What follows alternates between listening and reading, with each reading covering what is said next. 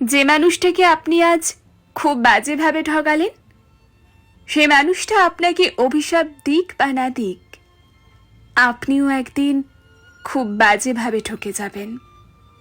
হয়তো অন্য কারো কাছে, নয়তো অন্য কোনোভাবে, তবে ঠকে আপনি অবশ্যই যাবেন। কারণ বাস্তবতা হচ্ছে, তার থেকে আপনার মুক্তি মিললেও তার রুহের হাই থেকে কখনোই আপনার মুক্তি মিলবে না। কাউকে বিনা কারণে অন্যায়ভাবে আঘাত করলে, কারোর সাথে বেইমানি কিংবা প্রতারণা করলে সাময়িকভাবে আপনি নিঃসন্দেহে ভালো থাকবেন, তবে বেশি দিন ভালো থাকবেন না। জীবনের শেষ দিন পর্যন্ত কখনোই নয়। আর ওপারের কথাটা না হয় নাই বা বললাম। বিশ্বাস ভাঙার প্রতিযোগিতায় আপনি খুব দক্ষতার সহিত কারো বিশ্বাস ভাঙছেন। আপনার দেওয়া দুঃখ কষ্টে প্রার্থনায় বসেও কেউ চোখের জল ফেলছে। প্রস্তুত থাকুন, আজ না হয় কাল আপনার বিশ্বাসও কেউ না কেউ ভাঙবে, আপনার চোখের জলও কেউ না কেউ ফেলবে। ইচ্ছাকৃতভাবে আপনি কারো ক্ষতি সাধন করলে আপনার ক্ষতিও কোনো না কোনোভাবে হবেই।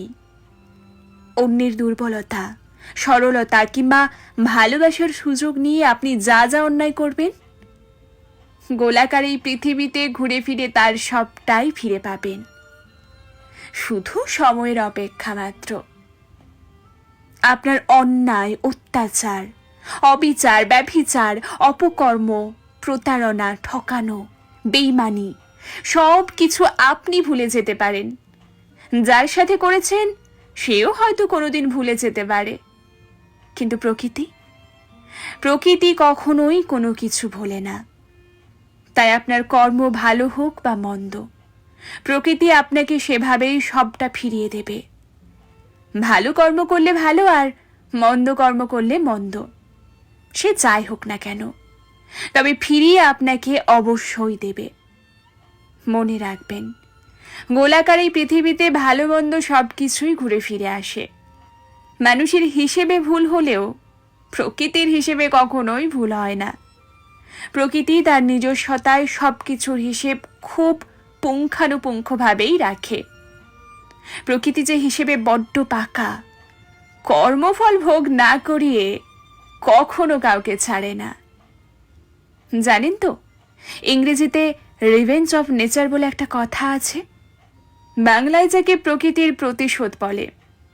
কিন্তু আমরা যখন ঠকে গিয়ে ঠকবাজ, প্রতারক, বেইমান, বিশ্বাসঘাতক ও চরিত্রহীন মানুষগুলোকে ভালো থাকতে দেখি, তাও আবার দিনের পর দিন, বছরের পর বছর কিংবা যুগের পর যুগ, তখন আমরা বলি রিভেঞ্জ অফ নেচার বলে কিচ্ছু হয় না, কিচ্ছু না, ওটা শুধুমাত্র সান্ত্বনার বাণী।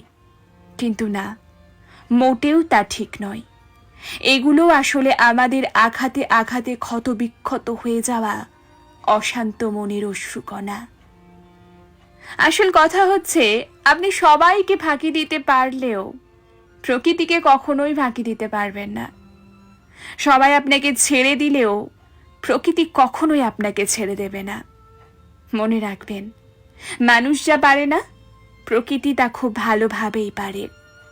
মানুষ যে হিসেব মেলাতে পারে না বলে হিসেবখানি অপূর্ণ রয়ে যায়, প্রকৃতি সেই হিসেব সময় মতো কড়াই গণ্ডায় মিলিয়ে দেয়। মানুষ যে বিচারের ভার সৃষ্টিকর্তার হাতে ছেড়ে দিয়ে নীরবে নিভৃতে চোখের জল ফেলে সব সহ্য করে যায়, প্রকৃতি সেই বিচারের সাজা এই দুনিয়াতেই ভোগ করিয়ে নিয়ে যায়।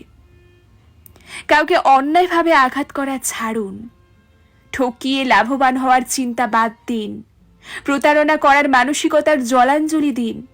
জীবনে এমনভাবে বাঁচুন যেন আপনার দ্বারা কখনোই কারো ক্ষতি না হয়, আপনি যেন কখনো কারো দীর্ঘশ্বাসের কারণ না হন। জানেন তো, মানুষের দীর্ঘশ্বাস ভীষণ ভয়ঙ্কর। কারো দীর্ঘশ্বাসের কারণ হয়েছেন তো আপনার শাস্তি অনিবার্য। তাই জীবনে আর কাউকে পরোয়া করুন আর না করুন, সৃষ্টিকর্তাকে পরোয়া করুন। মনে রাখবেন, তিনি ছাড় দিলেও ছেড়ে দেন না কখনো।